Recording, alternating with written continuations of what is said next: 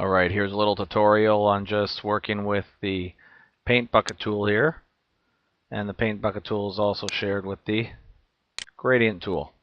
So both can be used to sort of fill an area with a color or a changing amount of color. First thing you might want to do, if you're doing this as your background layer, is just unlock this layer by double clicking.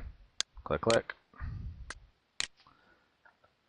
Paint bucket tool, pretty easy to use. Just pick your color.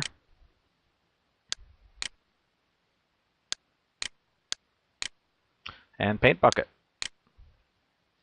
If you don't want to paint bucket the whole area, I'm just going to go backwards here with a Control Z, is you could just select an area.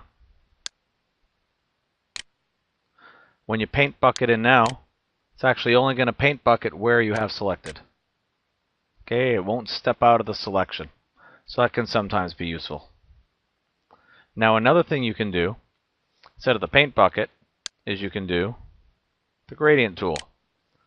What the gradient tool does is it takes the two colors that you've selected here and it basically just goes from blue to white. You can actually drop this down as well. You can go from blue to nothing. Or they also offer you a few others. So I'm just going to stick with my blue to white. And this little symbol just shows you it's going to go in a nice straight line. So I'll start here, click, drag, let go. And you can see how it does its nice gradient. The shorter you go, the quicker the gradient change.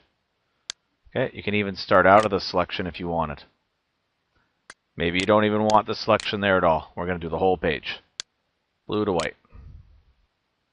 Okay, so you've seen this before on certain documents.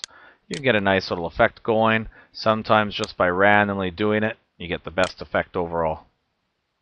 And that's how you can get a nice gradient background. You can try other things like the circle. You got stars. And I think you get the picture here.